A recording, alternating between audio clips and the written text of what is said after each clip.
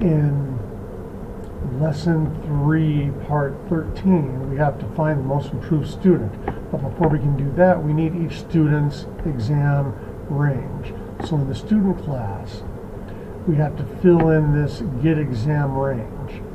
And what I would like to do first of all is, if the number of exams taken by the student is 0, then I think we should return 0. Okay, meaning no improvement. Okay, otherwise I think we want to loop through all of the exams the student has taken. So for 0, less than the exams taken.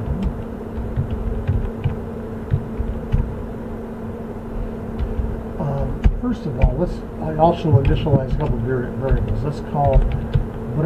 Let's call my max whatever the exams 0 is, the first exam, and also my min is exams 0. So let's set both of those equal to the first exam. Let's call the minimum and the maximum both the first exam. And then we're going to loop through all the exams, and we're going to say if exams I is less than my min, then we're going to change my min to equal exams I. And something very similar, if exams I is greater than my max, then let's change my max to be exams I. So now my max will have my highest score and my min will have my lowest score, and I'm just simply going to return my max minus my min. So just to test this out, we go back here, we should be able to do something like, we can't do most improved yet, but we should be able to do something like this.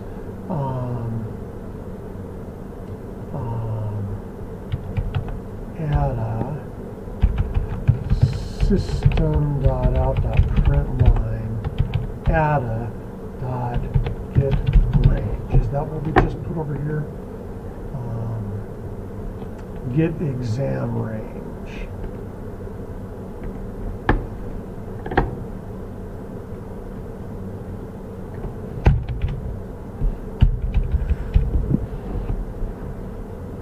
Okay, let's see what that does. Oh, I didn't do add a dot get exam range.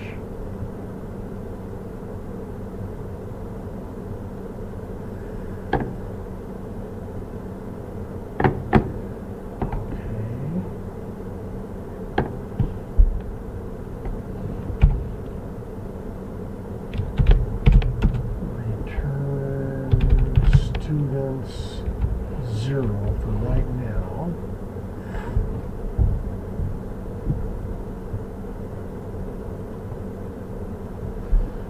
Okay, so I had to do this because this was expecting a return and we haven't got to the most improved student yet.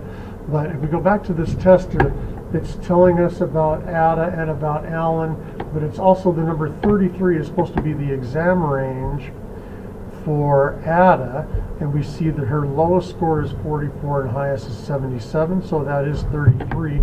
And just for jollies, let's make sure that it's doing it right for Alan also.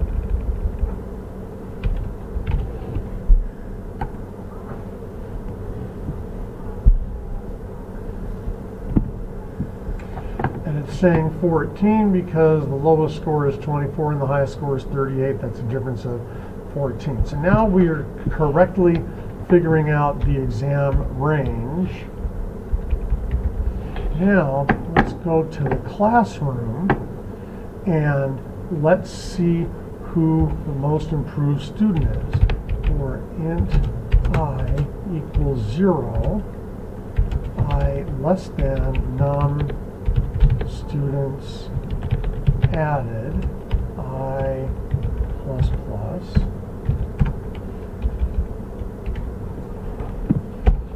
And let's do int this one is 0.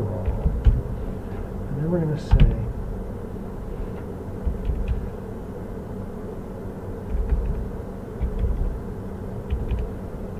let's do int best range equals 0. Int this student equals 0. Okay, so I'm going to start off assuming that the best range is 0 and our best student is 0. Let me call that best student. Okay, so if students is our array of students, if student subscript I, student in position I, and then we're going to do get exam range. Let's just double check that this is correct. Get exam range. If students I get exam range is greater than the best range, then we want to do a couple of things. Then we want the best range to now equal this student's range, and we want to keep track of the fact that the best student is now student I. So if we ever find a student that has a better range than 0, then we'll update the range and update the best student to be whatever student number that is. And then after we're done going through the loop, we will return student I. So now let's go back to this classroom tester here. Let's see if it'll do this part here now. So we've already determined that Ada had a range of 33 and Alan had a range of 14. So Ada should be the best student. And that doesn't like students I. Why does that not like students I? Oh, this should be students best student, because I was outside of the for loop, so it doesn't know what I is anymore. Let's run that code.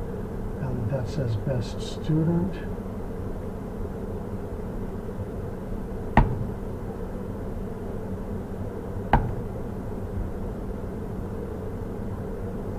And it tells us the most improved student is Ada, which, like we said before, that's correct because Ada has a range of 33 and Alan only had a range of 14. So it looks like that's working correctly now. If we check our code here, this should be okay. Okay.